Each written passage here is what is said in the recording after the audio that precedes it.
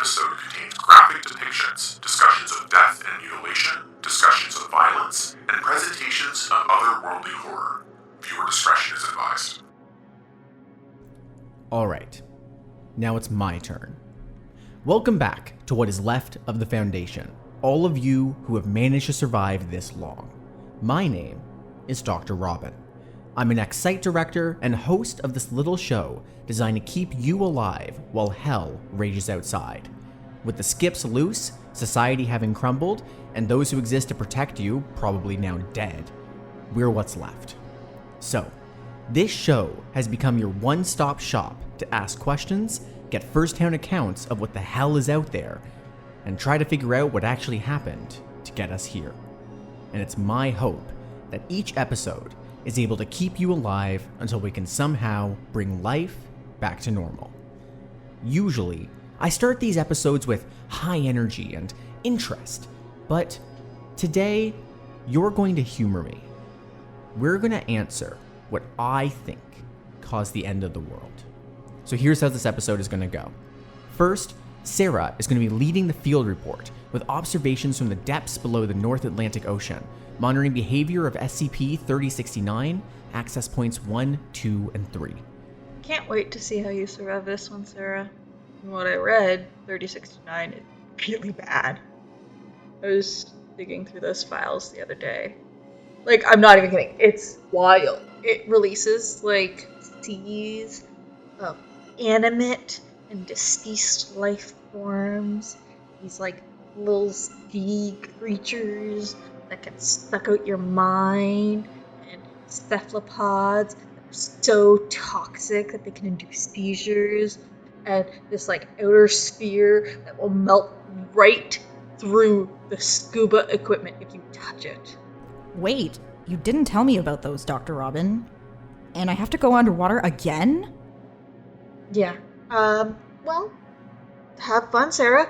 I'm back this time with my segment, too. Given the advice you need while the world collapses around you. Hey, enough of that. I have to finish.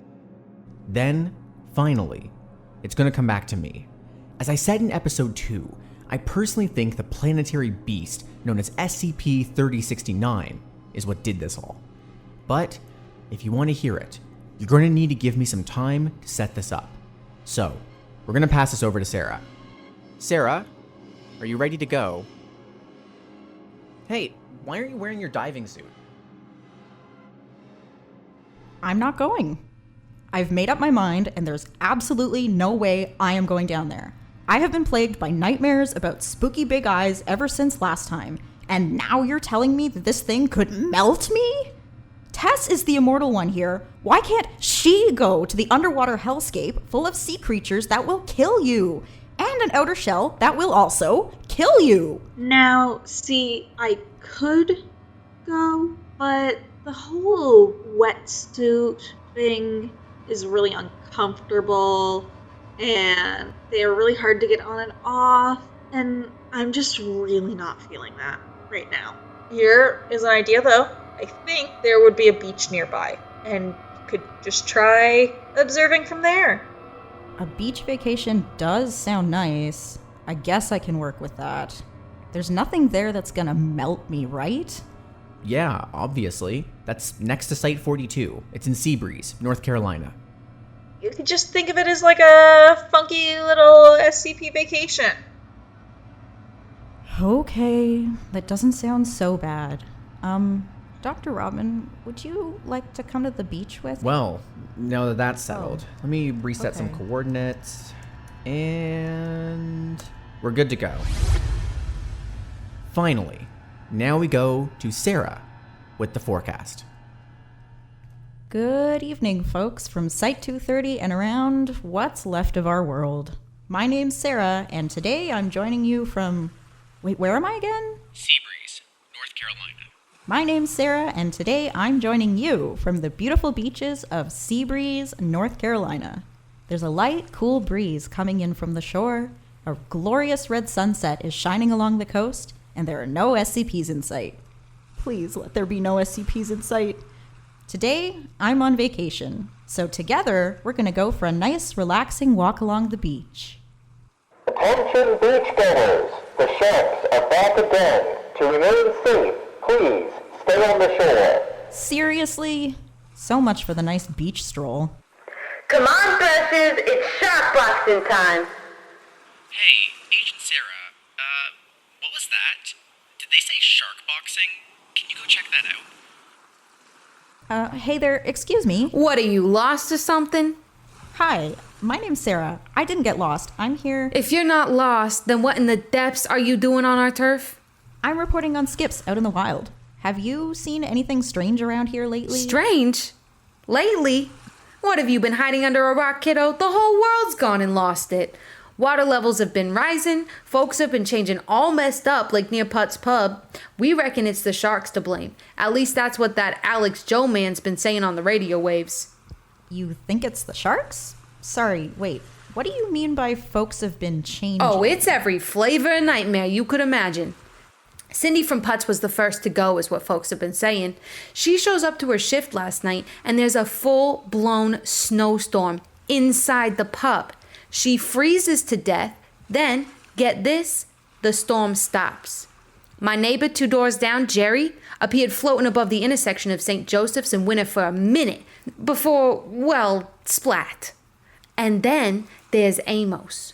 Poor Amos. He was a cute, shy little guy, always hanging out at Bert's Surfs. Some out-of-towner in a black suit goes in one day and gets him all worked up.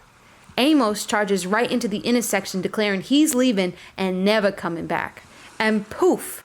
An Amos-looking slippery-gilled monstrosity appears on the beach nearby and starts dishing out black eyes with his fist fins, then runs off into the sea. And we've been fighting on the shores every hour on the hour since. Anyway, so that's that. I gotta go. Are you coming to help us or not, Sherry? Actually, it's Sarah. And, sorry, but I think I left my shark punching gloves at home. Could you point me in the direction of that pub? Just head west into town till you get to Puffy's, then north till Putt's Pub. But mind that you don't walk into the road, or else, who knows? Great, thanks. And, best of luck with your shark situation. Beach vacation, my ass. I swear to God, if this melts me, it's on your head, Tess. It's a nice walk through a scenic beach town. You should be thanking me right now. Okay, I guess this isn't so bad. It's still pretty warm out, and the cute little beach storefronts are glistening in the dusk light. It's actually kind of pretty. And oh, there's the sign that says putter.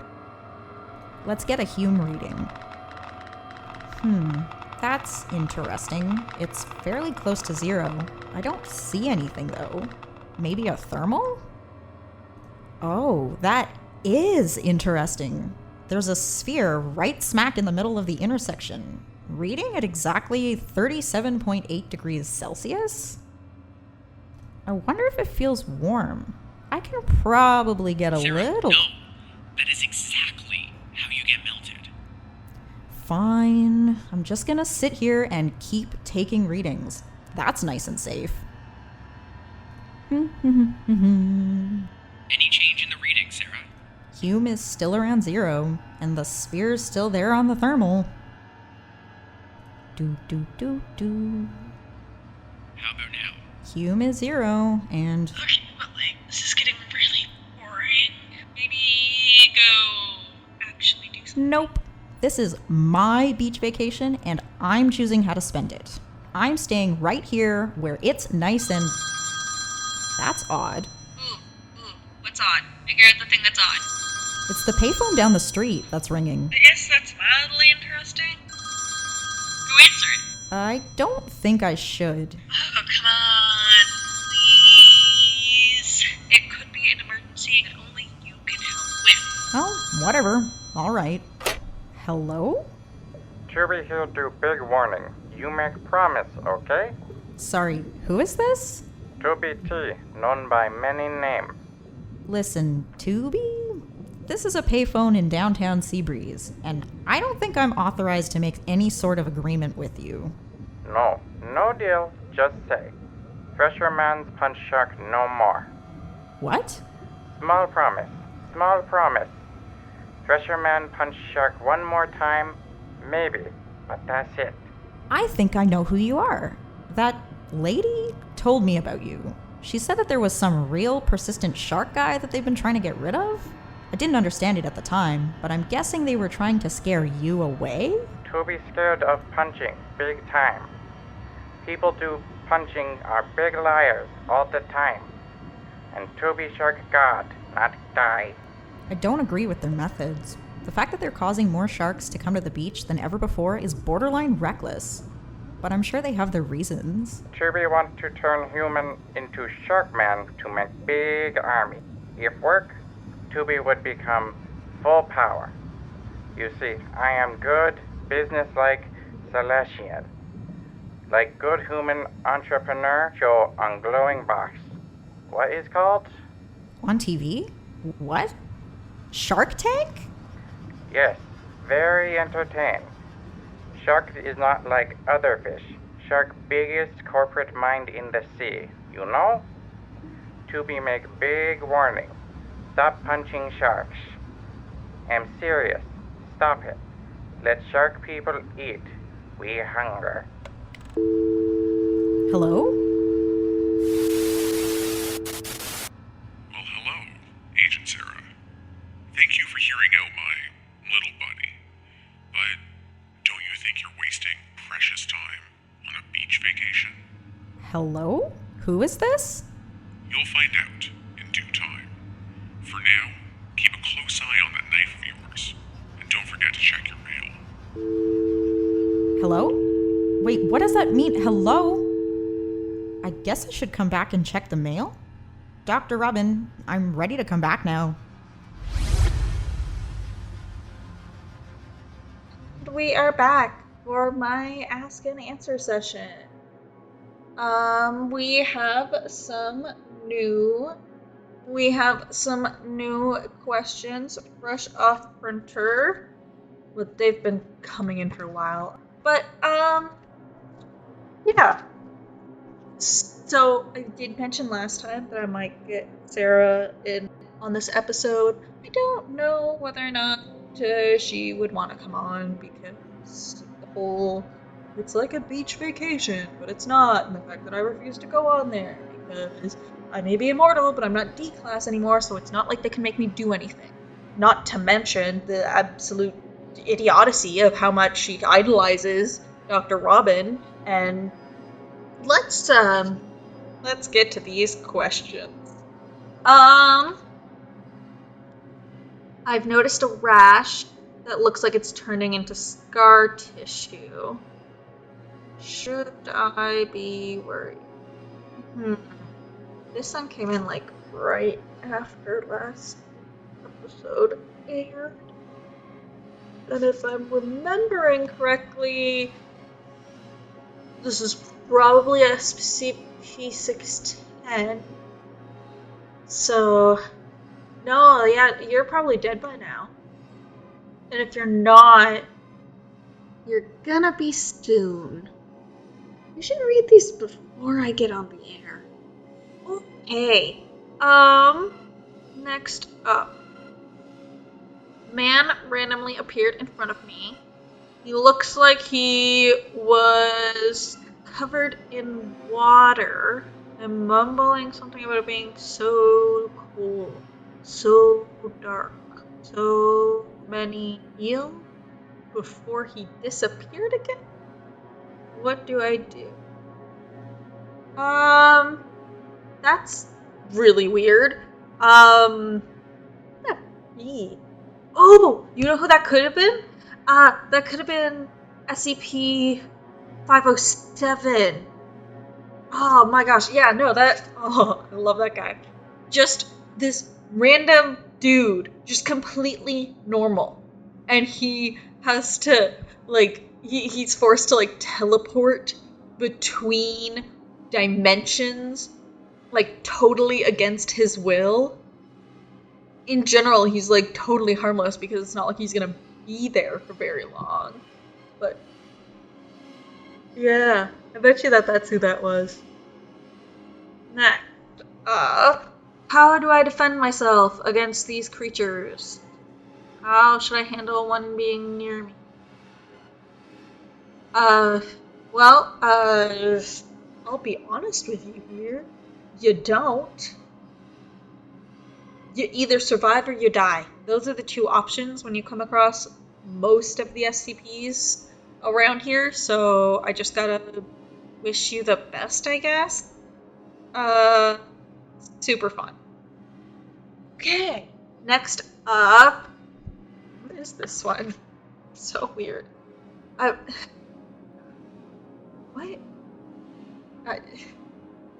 All it says is, I really miss you, Lizzie. And I have no idea what this means.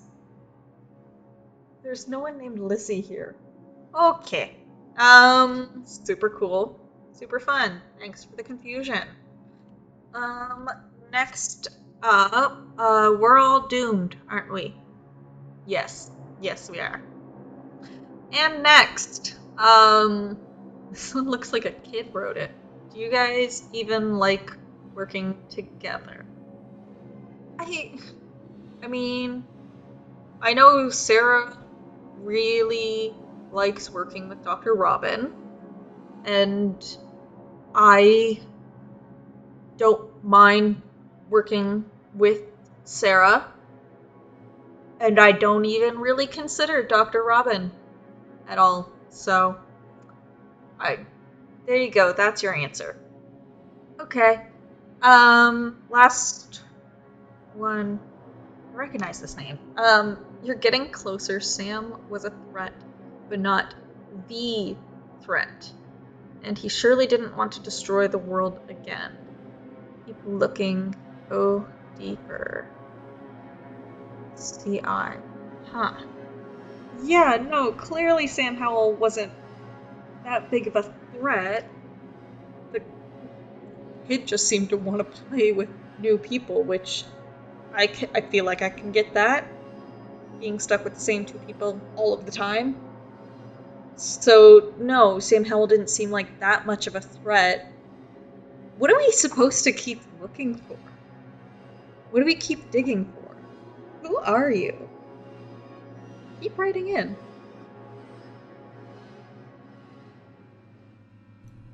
Alright, now I can finally begin. Now that your questions have been answered, and that we've explored what you may encounter on the ground in this week, it's time that we reopen that discussion as to what caused hell to rise. Here's my theory. Here is SCP-3069.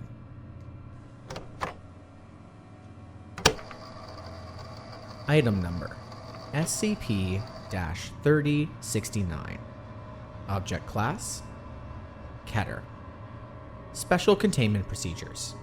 MTF Gamma-6, Deep Feeders, are partnered with the staff of Offshore Provisional and Research Site 3069 and Coastal North Carolinian Site 42 for the purposes of monitoring SCP-3069 activity. As deep-level research and exploratory efforts have been stalled indefinitely following the events of Exploration Log 2A, no excursions lower than pre-explored depths into SCP-3069 are to be allowed without the permission from at least 2 acting O5 Council members, the Site Director of Site 42, and the Site Director of Site 3069. Following the full activation and confirmation that SCP-3069 is undergoing an ANOVA Exonera event, the following additional containment procedures should be enacted in order of their respective stages. Stage 1. Stage 1 denotes the time following initial activation of SCP-3069, which is estimated to have already occurred. During this time, the governments of all United Nations countries will be informed by a joint scientific branch of both the SCP Foundation and the Global Occult Coalition that a research team within NOAA, the National Oceanic and Atmospheric Administration, U.S. Department of Commerce, has discovered a recent increase in sulfur-based manufacturing waste toxins throughout the North Atlantic. World governments will be encouraged to increase oceanic exploration and water quality research for the purposes of safety and gaining additional data. However, SCP-3069 itself must not be directly mentioned at any point. And if it is found that any exploratory advances by non-Foundation or GOC parties have led to unauthorized discovery of SCP-3069, those involved should be detained, interrogated, amnesticized, and released if situation permits. Stage 2. Stage 2 denotes the time ranging from the end of Stage 1 to the point at which SCP-3069 undergoes an Innova Ex Honora event. During Stage 2, news sources and unauthorized research publications by scientific organizations, both private and federal, must be monitored for unapproved information releases regarding abnormal and rapid changes in marine life and chemical composition of North Atlantic water. If a source is found to have fully discovered the existence and/or suspected function of SCP-3069, the creators of the information are to be located, detained, interrogated, and amnesticized. In the event that a source successfully publishes information about SCP-3069, a unique cover story is to be developed for each publication in question, and the creators of the publication dismissed as fraudulent. Stage 3. Stage 3 denotes a time period taking place after the point at which SCP-3069 undergoes an Innova Ex Honora event. During this time, SCP-3069 will have begun to release all materials and specimens held within it. Then the following must occur. 1. SCP-2000 will be prepared for activation. 2. Foundation emergency responders will partner with the CDC for the purposes of containing leakages of chemical hazards released by SCP-3069, or materials and entities released by SCP-3069. 3. News sources will, at this point, be allowed to publish information about SCP-3069, as most media coverage will be most likely speculative and inaccurate. 4. An initial ban on both private and commercial class Atlantic travel will be issued by the United Nations. The import of foreign products will be either carried out by air travel or halted completely. 5. With the assistance of the U.S. National Guard and the U.S. Coast Guard, all Eastern American coastal towns will be fully evacuated and abandoned. 6. Over the next several years, as much of the population as possible will be moved further inland. By this point, the nature of SCP-3069 will have already become public due to the damaged state of coastal areas. Information suppression efforts should then be directed towards public education and safety training. 7. Approximately 10 years after the full completion of an Innova Ex Honora event, as much as 60% of the North American population will be dead or diseased. Recovery efforts by the Foundation, Global Occult Coalition, and CDC should be directed to suppressing, quarantining, or terminating affected animals, and cordoning off high-risk areas. 8. All Foundation sites will enter XK-class standard preparation mode, and will remain in this state for as long as is possible for each individual site. 9. SCP-2000 will be fully activated and will be in use for an estimated 250 to 500 years. 10. Following the aforementioned activation of SCP-2000, Foundation personnel will no longer be required to monitor or protect the populace, and these efforts will be then left to the management of federal and state governments.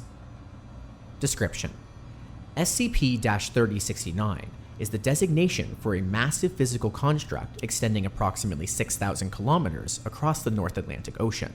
At the time of this writing, SCP-3069 continually releases specimens and substances of unknown origin, the purposes of which appear to be Move on order of O5 Council. referred to as an Innova Ex Honora event. This development is recent and was most likely triggered by a notable event taking place in June 2020 when TAT-14, the last functioning transatlantic telecommunications cable, suffered a massive failure within the vicinity of the Mid-Atlantic Ridge. Upon investigation by the Sprint Network Administration System, it was discovered that a section of a massive metallic structure had breached through a gap in the divergent boundary of the Mid-Atlantic Ridge near TAT-14 and severed it at 3 separate points over a 950-kilometer section. SCP-3069 has 3 known access points, all of which are also the original interception points of SCP-3069 and TAT-14. Due to SCP-3069's size, it is considered likely that SCP-3069 has an unknown number of additional access points which cannot be located. In 2001, offshore provisional and research site 3069 was established around Access Point 3 for the purposes of preventing entry into SCP-3069 by marine life forms, and preventing exit from SCP-3069 by unknown life forms and substances, as well as establishing a point of research for SCP-3069 as a whole. The following is Exploration Log 1A. In 2021, 5 months after the initial discovery, the first excursion into SCP-3069's interior was made through Access Point 1. 3 members of MTF Gamma-6, Agent Jones, Garcia, and Lockwood, volunteered for field research and were instructed to enter through Access Point 1's hatch and ascertain the following information about SCP-3069, if possible. First, the origin of the anomaly. Then, the purpose of the anomaly, any hazards present, how much of the anomaly is traversable, whether the anomaly is one structure or multiple similar structures, and whether the anomaly contains life. All 3 agents were equipped with Class 6 hazardous exposure suits, in addition to Foundation standard high-pressure scuba gear rated to a resistance capacity of 39,500 kilopascals. Agents Lockwood and Garcia were equipped with waterproof digital cameras and instructed to remain in lead of the group, photographing any abnormalities, entities, or devices found on board SCP-3069. Agent Jones was equipped with 1 miniature head-mounted video camera for the purposes of later analysis, and was instructed to remain behind Agents Lockwood and Garcia at all times. Agent Jones was equipped with a standard 2-way radio equipment for the purposes of communicating with observation personnel. All 3 agents were equipped with full-body locking restraint harnesses attached to a cord rappelling system, the pulley equipment of which was located on MTF Gamma-6 R-24 mobile reconnaissance vehicle, for the purposes of pulling all 3 agents back to the exterior of the access point in the event of an emergency. Exploration Log 1A, Radio Transmission Log. Forward. Agent Jones is tasked with communicating the team's actions in real time to Gamma-6 personnel on board the R-24 DSRV. Access Point 1's hatch has already been opened by the DSRV's portside arm. Begin log. This is Jones, checking comms. We read your comms check, Jones. Confirm status of team members. Lockwood and Garcia are good to go. Affirmative. Proceed away from the exterior of the vehicle and towards Access Point 1. Affirmative. We'll contact when the hatch is entered. 25 seconds of radio silence as the team swims from the DSRV to Access Point 1's hatch. Arrival. Lockwood and Garcia proceeding into Access Point. Copy. 17 seconds of radio silence as the team proceeds through the hatch and into the interior. Describe your surroundings and do not close the hatch. I repeat, do not close the hatch. Hell no, I'm not closing the hatch. Affirmative. What are your surroundings? Dark. Lockwood, Garcia, let's all turn our headlamps on. Alright, base, we've got a flooded hallway type structure here, dilapidated with some sort of green algae growth on equipment. Route ahead looks to be more of the same. Water's cloudy, headlamp beams are penetrating no more than 15 meters out. Route is rectangular like a hallway and significantly smaller in width than the entry point. Affirmative. How wide is this area? No more than 10 meters. Team, keep to the right side wall. 40 seconds of radio silence as team proceeds further into the structure. Please confirm status. Slow moving in here because of the water. We're sticking to the right side wall. Later analysts, I'm holding up 1 finger in front of the head-mounted video camera right now. Reference this to align editing times. Appreciated, Agent. Can you describe the physical environment further? Lockwood says she found some writing. Stand by while I proceed. Affirmative.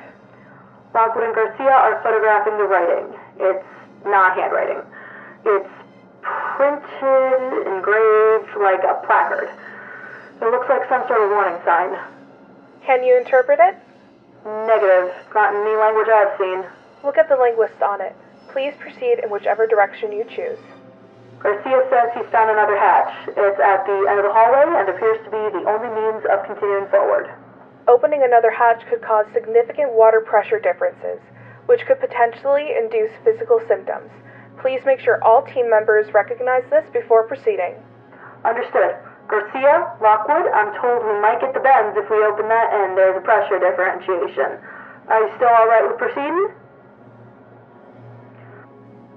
Copy base, they're alright with it. If we go silent for longer than 5 minutes, pull us in. Affirmative. Please use caution.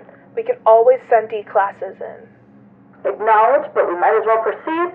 I don't think the site's got many yet since it was just built. Lockwood, try to turn that hatch open. Report on what is behind the hatch immediately after opening it. Will do. Garcia, help her turn the wheel to the right. Base, this thing isn't budging. Turn it the other way. Lockwood, try turning it clockwise. Affirmative base, that appears to be working. The hatch doesn't open in the standard direction. Garcia, Lockwood, stand clear of the hatch as it opens in case of a difference in pressure. Don't want us getting sucked into something. How wide is this hatch?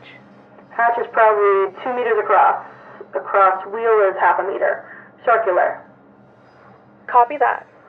Lockwood says the hatch is now loose. She says that it feels like it's going to push open if she lets go of it, indicating that the pressure on that side may be significantly higher than that on this side. If all team members are aware of this, proceed.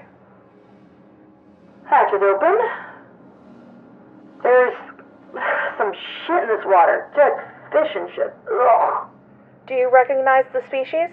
They're too torn up. The water is half composed of blood and a green, slimy substance. God, I'm glad I can't smell it right now. Acknowledged. Please proceed through the hatch. Alright, Garcia, Lockwood, go through. I'm right behind you. Keep your lights on and describe any changes in the surroundings. Alright, God damn it, these fish bits need to get out of my fucking face. Give me a minute to let the gunk settle before I can see out of my visor. 30 minutes remaining on air supply. Yeah, I know. Okay, here we go. Alright, this area is different. We've got what looks like some thick, transparent glass or plastic material. And it's looking out over the seafloor, and there are 2 massive spotlights illuminating everything. I'm getting this on video, and Lockwood and Garcia are photographing another foreign language placard they found, but the glass is fogged up. I can't see too well through it because it's deteriorated, but there's a really big view out there. Photograph all that is necessary. Agent, I'm told that this environment does not match up with the geographical mapping of this area. If the direction in which you've proceeded is accurate, you should at this point be underneath the seafloor.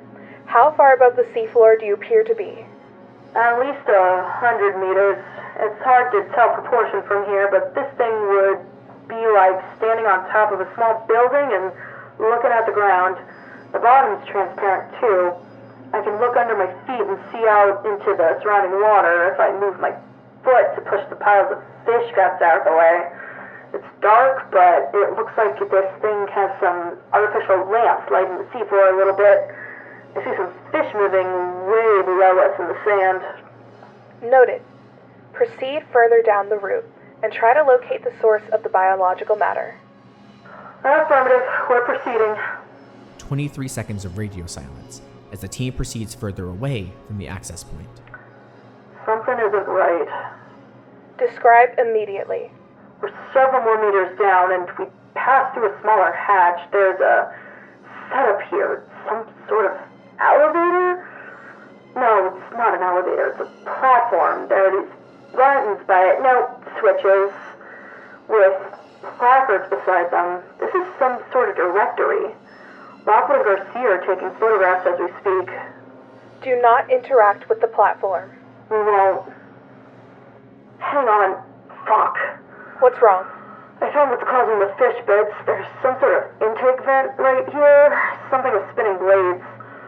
On our side, there's a thin mesh grate, but behind it is the body of a whale. At least, I think it's a whale. I can't tell because it's so torn up. I'm videoing it. And the whale's viscera is leaking through the grate? Affirmative. God, this is nasty. You are free to proceed to a different area provided you are done photographing. Try to proceed further into the structure. We're not seeing much. My flashlight beam can reach all the walls, and there are no further access points or hatches visible. If we move forward, it's going to have to be with this elevator thing, provided the thing even works. That is ill-advised. There is no telling what a transportation device of unknown function will do to a human physiology. If you decide to proceed, do not go alone, and keep in mind that it could have adverse effects on your body. Alright, noted. We'll keep looking around. Can you move the whale carcass and access the vent? I guess it's a baby whale, but I don't exactly want to touch it.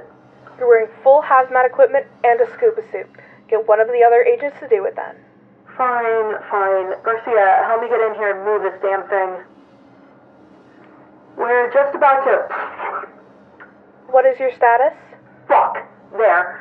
We got the grate off and the whole carcass went flying into the room. Jesus. The room's half blood now. Can our rebreathers filter out this much shit? Yes, they can. The filters catch it, but try and slow your breathing a little. They're having to work harder to extract oxygen. Alright, we can do that. How much time do we have? 23 minutes. Explore this upcoming area and then retreat back to the vehicle for safety. Much appreciated.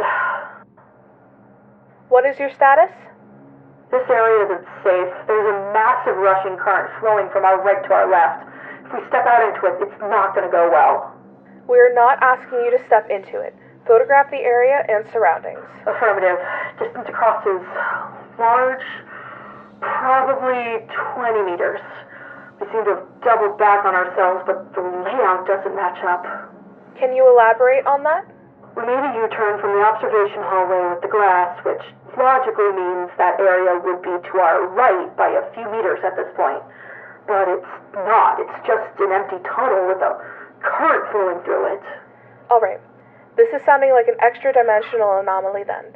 Explains the massive size of the thing. We'll make note of it. Do not lose sight or connection with your retrieval cords. We won't. Lockwood, brace yourself on the edge here and hold my hand while you lean out and take a picture. Can you do that? Be careful leaning into any moving water. The difference in force could lead to injuries. She's being careful. Alright. Please retreat immediately after this. Lockwood's gonna hang onto these pipes and crawl about 5 meters down along the side. She says she sees another placard with language and information. That is not advised. Please use extreme caution. Acknowledged. She's leaning out now. How far down is she? She's almost... Hang on, shit! Is there an emergency? Please respond. Fuck, she just slipped. The fucking pipe snapped and fell off. Lockwood, wrap your hand around the retrieval cord and hang on while Garcia and I pull you up. Do not hold on to anything that doesn't look solid. No. Fuck, she's... No, you don't have to do that. Just try to grab the wall. We can break it. Fuck, base, we're all slipping. Lockwood, no. We can pull you up. Just stop moving. No. Fuck. What is your status? Lockwood cut the fucking cord. We were all falling and she saw that we were slipping and she reached up with her knife and cut herself off. Christ. Understood. Can you see her? She's gone. She's so far down the stream and I can't even see where it ends. It's too dark to see past several meters anyway. I swear I can hear... Do you know how far sound would travel in water like this to these suits? I swear I can hear her. Fucking hell. It's highly unlikely that you would be able to hear her from this point. The distance would be too great. Return immediately to the vehicle. Alright. Come on, Garcia. Report any anomalies you notice on your way back. Yes. The whale's gone. The whale is gone? Are you saying the carcass is out of sight? The whole carcass is gone from this room. It ended up in after we cleared the vents. The water's clear again, too. What has changed in the surroundings? I don't want to talk too loudly. There's something off about the wall by the elevator device. Why are you whispering? Is there an entity present? Yes, by the wall. If you are unsafe to speak, remain silent and exit the structure. If you feel comfortable speaking, describe its physical appearance and photograph if possible. I can't. It's not visible. You said it was by the wall. I know it's there. That's where the lighting changed. It turned something on over there. It's messing with the device, with all the switches. I don't think it's looking at me yet. Please describe it.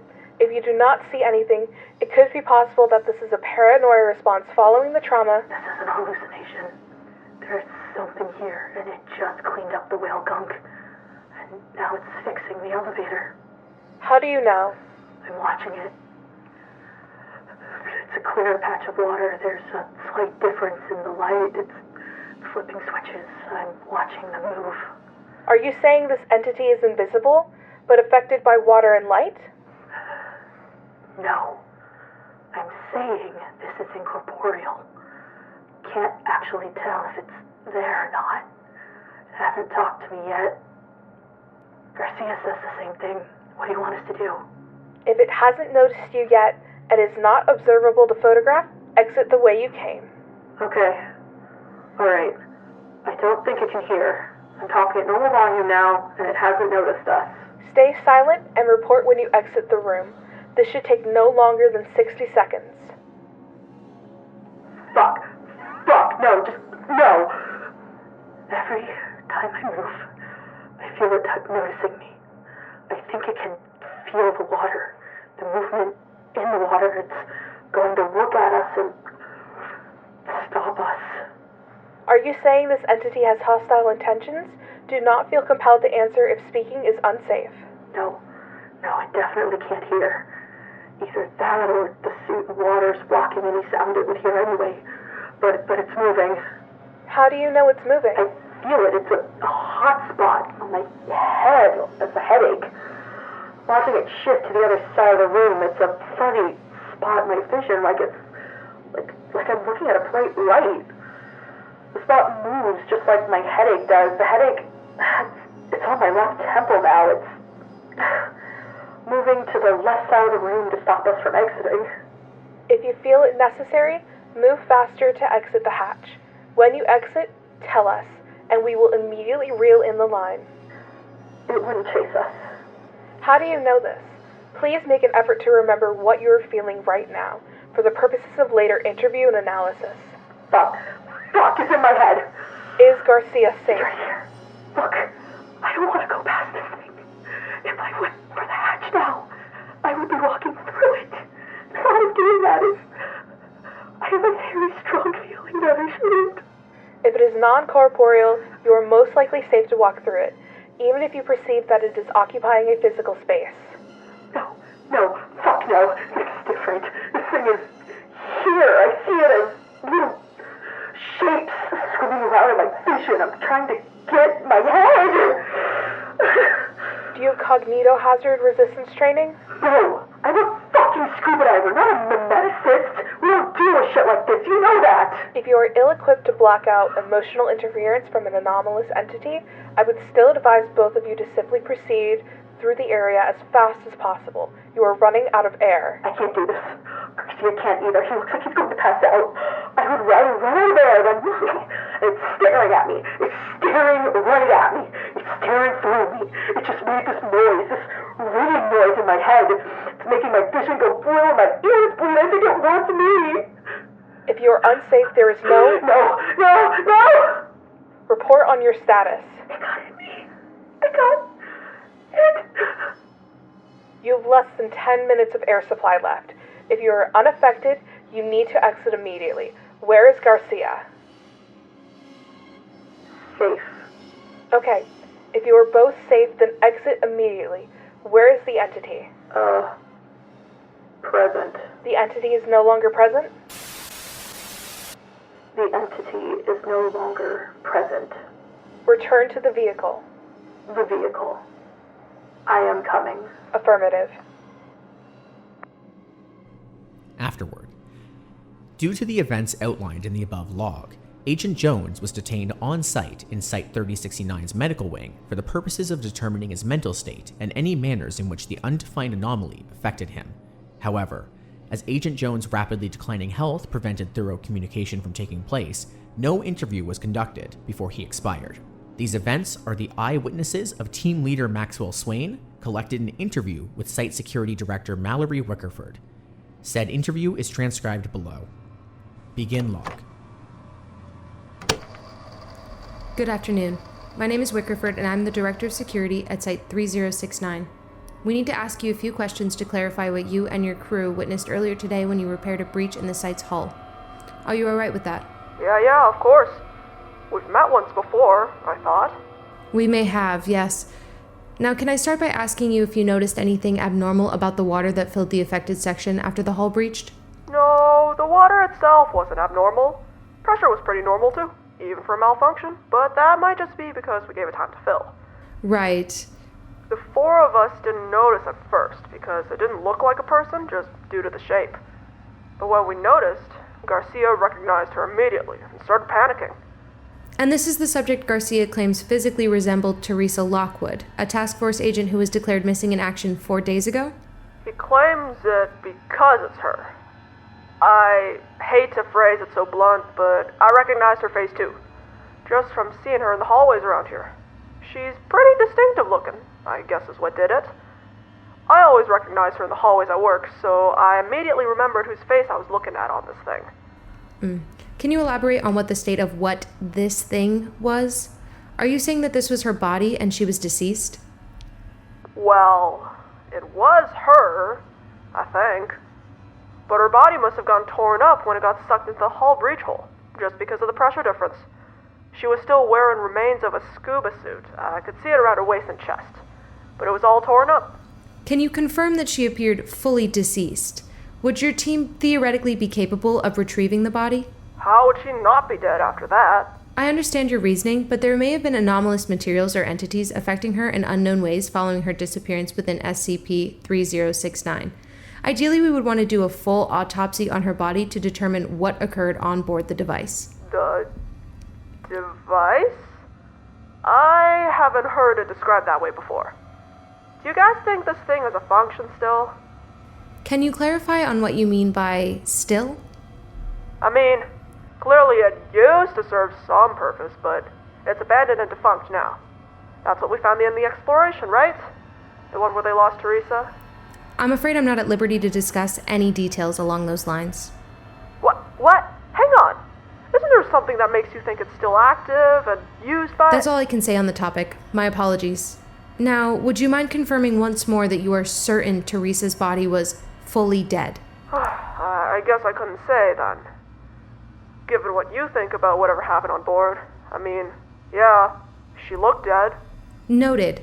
Could your team retrieve the body? We're still not quite clear on what happened to the body when the breach was repaired and the water expelled from the area. I'm not sure. Her body was quite a few feet from us, and the water was murky enough that if she drifted any further back, she'd have been out of sight. I don't quite envision what you're describing, I'm afraid. Are you saying that the water was too dark for you to see where the body went when it drifted off in the direction opposite from you? Yeah, exactly. The headlamp beams just couldn't go that far through the water. And when we repaired the breach, well, I'll be honest, we're not used to seeing that sort of thing. So we were a little on edge and in a hurry to get out of there. We did our job, and when we didn't see her body drift back towards us, we left, as per standard procedure. Understandable. All right. But why is her body not within that particular section of the wing now that the hull has been restored and the section reopened? I couldn't say, honestly. Was there anything visibly unusual about the body? That's what I was about to point out, but it was such a quick glimpse that I feel like I can't confirm what I saw. Understood, but please describe it for later analysis anyway. All right. You know that device the site is built around? The stick stuck in the mud? It's in the middle observation area, right around access point 3. That device is SCP-3069-A. Yes, I'm familiar with it. You know that light it emits? That almost blue shade of dark green? Yes. I saw that color. That color light in a string. I'm having trouble describing this because I only noticed it for a second. It was really faint, only visible for a short time before her body drifted out of sight. You saw a device similar to SCP-3069-A, you mean? No, not a full-on device like that thing, just the same color. I know this sounds uncertain, but you know what I'm talking about. It's a very weird color, almost dark, like too dark to be light waves, not bright enough. It hurts your eyes like an ultraviolet bulb does. You know what I mean. You've seen 3069A, admit it. Everyone talks about how weird it is. It was definitely that color. No one could miss it. Yes, I'm familiar with its oddity. How is this light present? It was coming out of her in little strings. I don't know how to word it. I only saw it for a second, and it felt weird to look at. Like I was looking at something that wasn't supposed to be there. Like a mirage. There were these little strings of light coming out of her mouth and out between her legs and sort of coiled around her leg where the suit was torn. Out of her mouth and... Like a few thick strings of just that color light. Like there were thin cables, but they were glowing that same color. It was awful to look at. I'm having trouble wording it. Take your time. You don't need to be uncomfortable.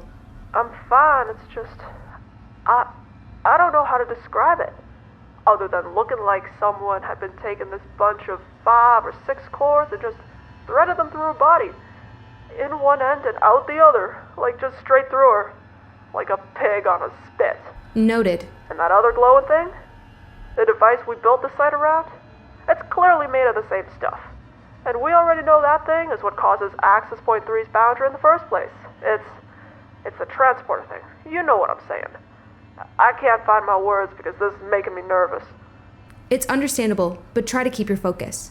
It seems from your witness account that you believe Teresa Lockwood's body isn't present in the area which it was previously present, not because the water drained and it went out with it, but because a material with the same extra-dimensional capabilities as SCP-3069A was present on the body? And that activated and removed her body. All right. I can see the reasoning in that, given what SCP-3069A does, so we'll document it and keep an eye out for any future occurrences. Do you have any further concerns about this subject, or events on which to elaborate?